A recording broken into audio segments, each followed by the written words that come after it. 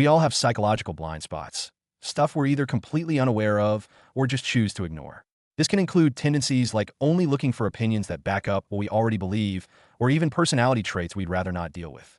But to tackle huge problems like climate change, we really need to face these blind spots head on. In her book, Miseducation, How Climate Change is Taught, Katie Worth uncovers how American schools are really dropping the ball when it comes to teaching about climate change. She found that what students learn is often full of wrong information, swayed by politics, and lacking strong science. This frequently leads to minimizing how serious climate change is and ignoring the fact that humans are causing it.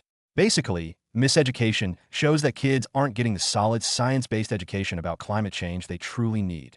This seriously impacts their understanding of the issue and their ability to actually help in a world that's rapidly changing. Everyone knows NBA teams look for the most skilled and focused players to win championships.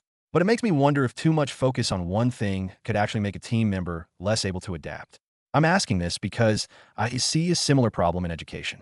While diversity, equity, and inclusion initiatives have a place, I'm concerned they might be taking too much attention away from core subjects like science, technology, engineering, and math. For instance, I've seen surveys that clearly show a lot of students are having trouble with even basic science. This makes me think a big reason for this struggle is that teachers aren't getting enough training in these subjects themselves. It's tough to teach something well if you haven't really nailed it down. You know the saying, if all you have is a hammer, everything looks like a nail? That's essentially Maslow's hammer in action. It describes the tendency to over-rely on familiar tools, even when they're not the best solution for the problem at hand.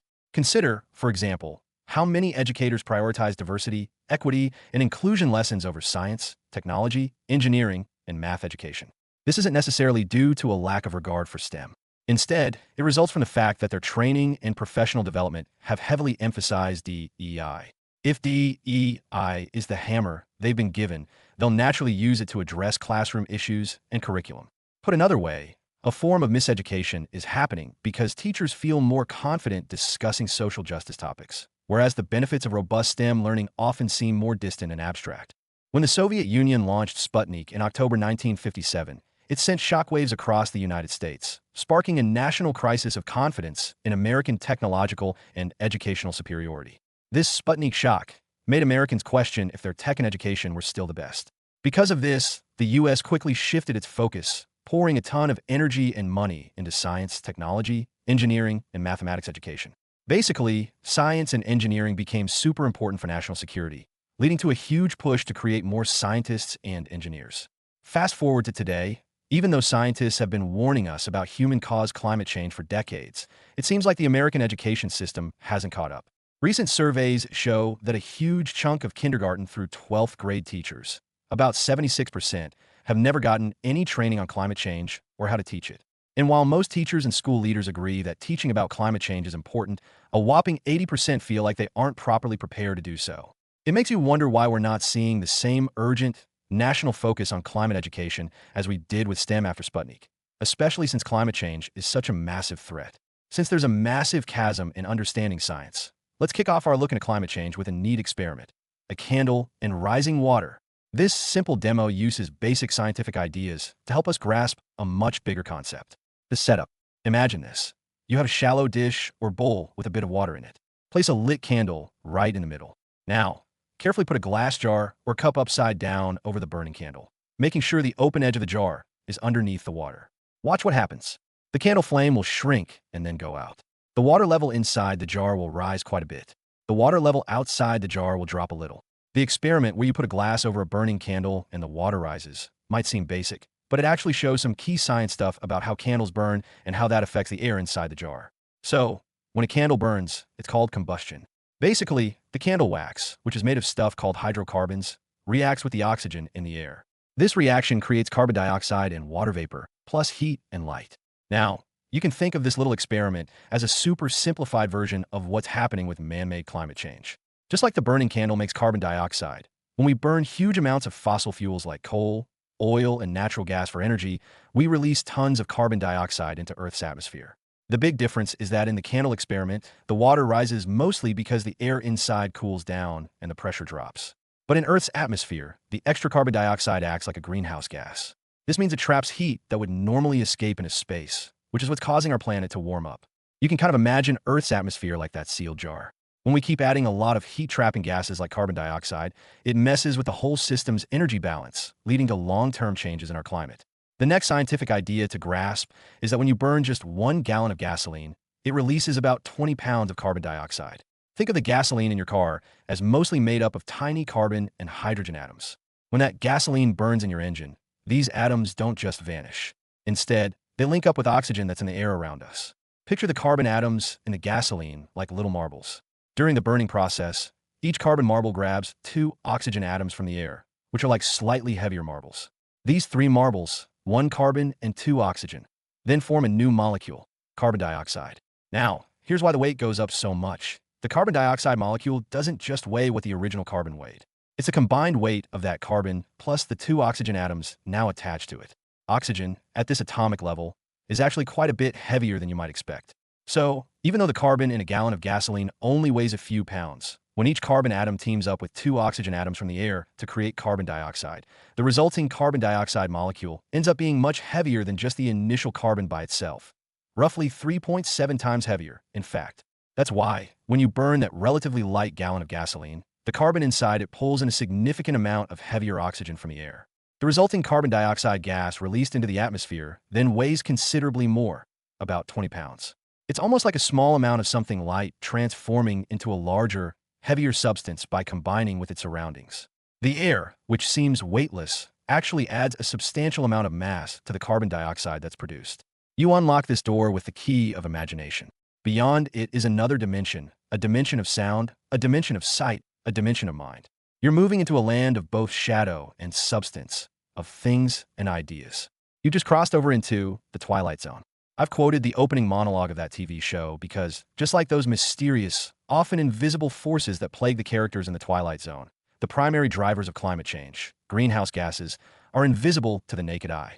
To give you some perspective on these gases like carbon dioxide, imagine that a standard barrel of oil is 42 gallons, and roughly half of that barrel becomes gasoline when refined.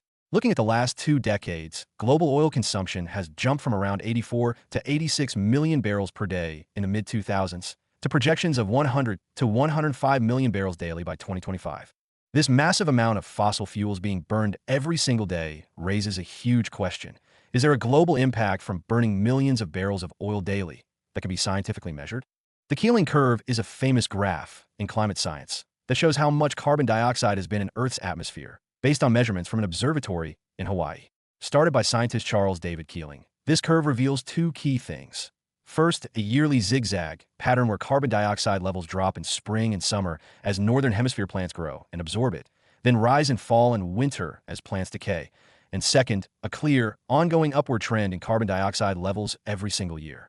This consistent rise in atmospheric carbon dioxide directly links to human activities like burning fossil fuels and deforestation, providing undeniable, long-term proof of our impact on the planet's climate. Ever wonder how plants grow and get their energy? The answer is related to carbon dioxide in the atmosphere. Well, imagine a plant as a tiny factory that uses sunlight to whip up its own food. This amazing process is called photosynthesis.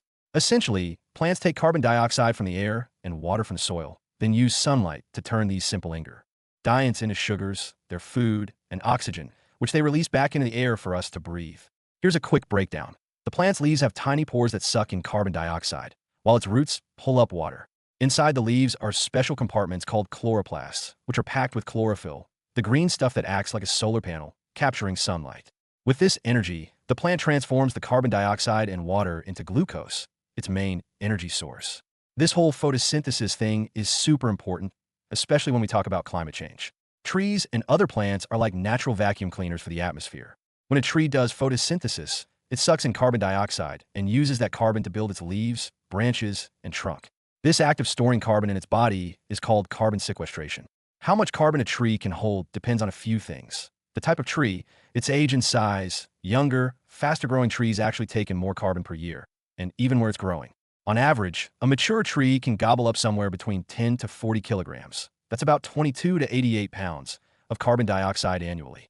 So, trees and forests are vital in helping us fight climate change because they act as natural carbon sinks, reducing the amount of greenhouse gases in our atmosphere that contribute to global warming. Learning the science behind human-caused climate change can feel a lot like stepping into an episode of The Twilight Zone.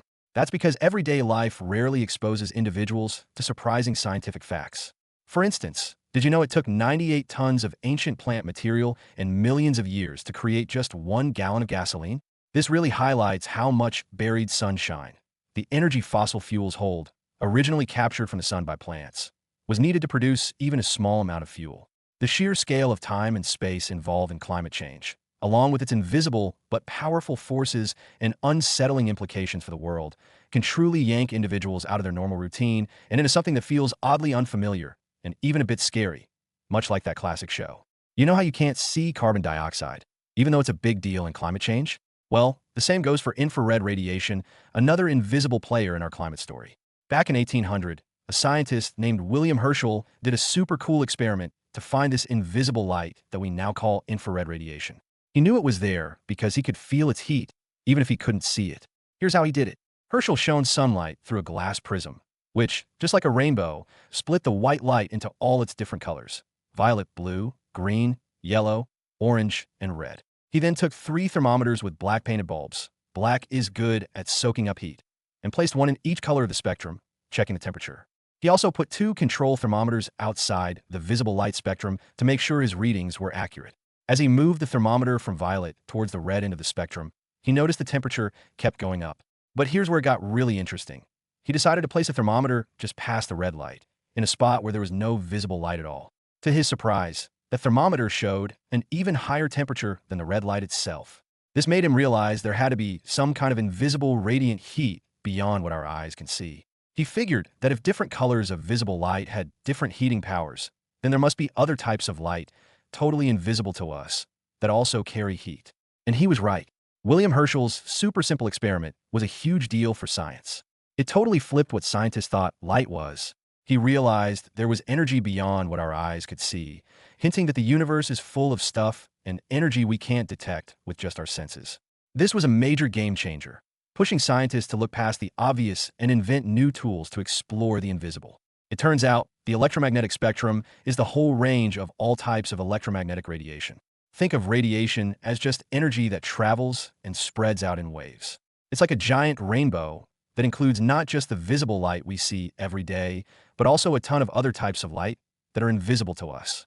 All of this electromagnetic radiation travels in waves and carries energy. These waves have a few key characteristics. Wavelength. This is simply the distance from one peak of a wave to the next peak. Frequency. This tells you how many wave cycles pass a certain point every second, and it's measured in hertz. Energy. This is the amount of energy a single particle of electromagnetic radiation, called a photon, carries. These 3 things are all connected. If a wave has a shorter wavelength, it'll have a higher frequency and more energy, and vice versa. And get this, all electromagnetic waves travel at the speed of light in a vacuum. You know how when you get in a car on a sunny day, it gets really hot inside, even if it's cool outside? That's kind of like the greenhouse effect, but for the whole Earth. Basically, the sun sends out energy, and some of that energy gets absorbed by the Earth's land and oceans, making them warm up. Then, the warm Earth sends some of that heat back out as infrared radiation, a type of invisible light that was discovered by Herschel's super simple experiment, that we feel as heat. That's where greenhouse gases like carbon dioxide and methane come in. These gases in our atmosphere act like a blanket, trapping some of that outgoing heat and sending it back down to Earth. This natural process is super important because without it, Earth would be a frozen planet, way too cold for us to live on. Now, if you look at the moon, it's about the same distance from the sun as Earth, but it gets super hot during the day and freezing cold at night. That's because the moon barely has an atmosphere. Its gravity isn't strong enough to hold onto gases, so there are hardly any greenhouse gases to trap heat. So, while Earth's atmosphere keeps us cozy, the moon's lack of one means all the heat it absorbs during its long day just escapes back into space during its equally long night, leading to those wild temperature swings. It just goes to show how important our atmosphere and those greenhouse gases are for keeping Earth's temperature just right for life. This wraps up the first part of what students and teachers should understand about key ideas of climate science. In the next part, I'll explain that Earth has seasons mainly because its axis is tilted about 23.5 degrees as it orbits the sun. This tilt means different parts of our planet get more direct sunlight at different times of the year. After that, we'll dive into something called Milankovitch cycles. These are long-term changes in Earth's orbit and tilt that affect how intense our seasons are over super long periods. While the tilt is what gives us our yearly seasons, These much slower changes in the tilt, along with shifts in Earth's orbit and wobble, are actually key players in long-term climate changes, like when ice ages come and go. By the end of this second part, you'll have all the information you need to confidently understand why scientists are so sure that humans are causing the current climate change.